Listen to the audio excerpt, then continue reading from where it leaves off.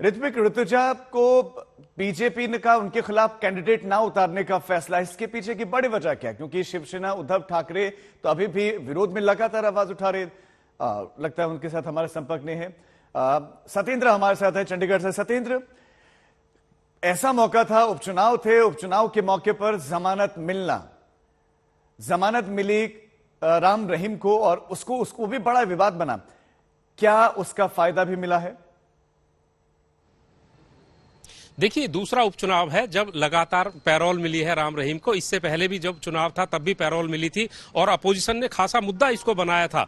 और इस चुनाव की जो बात करें, चूंकि इस चुनाव के तुरंत बाद 2024 में हरियाणा में जनरल विधानसभा के चुनाव होने हैं, तो कहीं ना कहीं इस चुनाव को एक ट्रेलर के तौर पर माना जाएगा। और यही वजह है, चाहे कांग्रेस पार्टी है, भारतीय जनता पार्टी है या फिर आम आदमी पार्टी है, हर दल ने अपनी तरफ से हर तरह की कोशिश की है।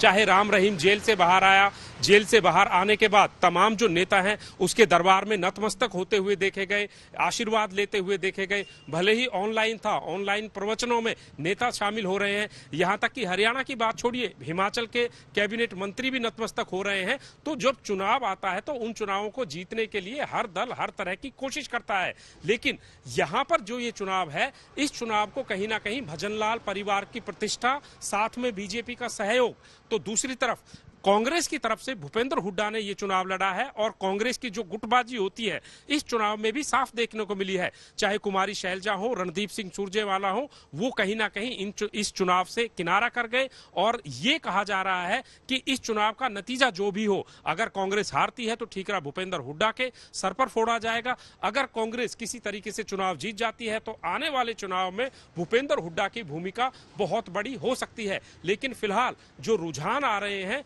उन रुझानों के मुताबिक कुलदीप बिश्नोई के बेटे भव्य बिश्नोई जो दूसरी बार चुनाव लड़ रहे हैं, और ये उपचुनाव कुलदीप बिश्नोई की सीट खाली करने की वजह से हुआ है। और कुलदीप बिश्नोई ये चाह रहे थे कि उन्हें भारतीय जनता पार्टी का सहयोग मिला है, अब वो भारतीय जनता पार्टी में चले गए हैं। ऊपर से चौधरी भजनलाल की विरासत, जो आदमपुर विधानसभा सीट है, इसे चौधरी भजनलाल का एक अभेद किला यानी विरासत की सीट माना जाता है। और उनके पास एक ऐसा मौका है कि वो अपने बेटे को पॉलिटिक्स में एंट्री करा सके।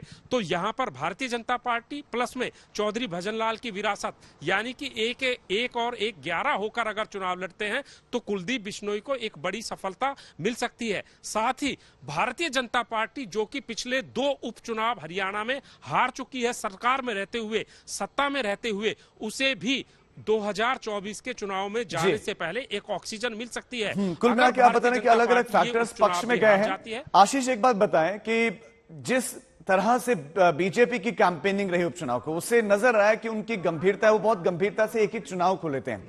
कांग्रेस पार्टी, बहुजन समाज पार्टी, उन्होंने अपना कैंडिडेट नहीं उतारा। समाजवादी पार्टी ने कैंडिडेट तो उतारा, लेकिन बड़े बड़े जो समाजवादी पार्टी के बड़े नेता वो प्रचार करने के लिए नहीं आए। तो क्या इतनी गंभीरता से बाकी पार्टियां, विपक्षी दल नहीं ले रहे थे उपचुनाव को और उसका खामियाजा भुगतना पड़ा यूपी में?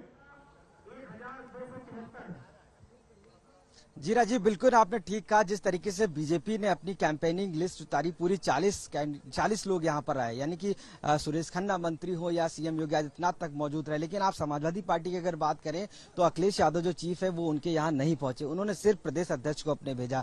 तो आप समझ सकते हैं कि बीजेपी ने किस लेवल पे इस पूरी तैयारी की थी। और आपको बताएं कि जैसे प्रदेश अध्यक्ष जो भूपेंद्र हैं, वो उन्होंने जब उत्तर प्रदेश की कमान संभाली तो ये चुनाव उनके सामने था। तो कहीं ना कहीं ये भी माना जा रहा था, संगठन के लिए भी ये चुनाव बड़ा माना जा रहा था। और यही वो वजह है कि इस पूरी टीम को बीजेपी की यहां पर लगाया गया, कोर टीम को पूरी लगाया गया। सीएम योगी आदित्यनाथ खुद यहां पर कैंपेनिंग के लिए मौजूद थे। तो आप समझ सकते हैं कि एक तरफ बीएसपी, कांग्रेस और समाजवादी पार्टी तीनों एक तरफ थी और एक तरफ पूरी बीजेपी, यानी बीजेपी ने कोई भी कसर नहीं छोड़ी। उसको मालूम था, पहले सिटिंग एमएलए। माफी के साथ रोक रहा हूं, आपके पास एक बड़ी खबर आपको दे दें। महाराष्ट्र से अंधेरी ईस्ट में इस वक्त ऋतुजा लटके आगे हैं और जो फासला है, जो मार्जिन है, वो लगातार बढ़ता चला जा रहा है। 8वें राउंड में उद्धव गुट की ऋतुजा लटके आगे चल रही हैं, 29,033 वोट।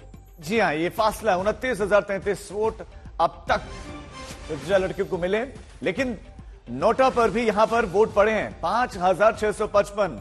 आप यकीन नहीं मानेंगे, लेकिन दूसरे नंबर पर यहां नोटा है।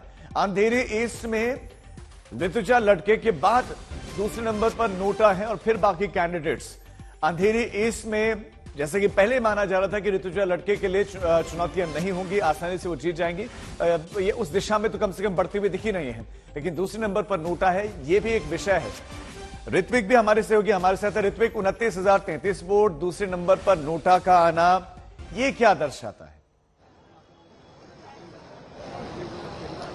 राजू, आपको बता दूं, ताजे रुझान 9th राउंड भी हमारे हाथ आई है और यहाँ पर जो फिगर्स सामने आ रहे हैं, ऋतुजा लटके अब 32,515 तक पहुंच गई है और साथ ही साथ दूसरे नंबर पर यहाँ पर नोटा दिखाई दे रहा है जो कि 6,000 का आंकड़ा क्रॉस कर चुका है।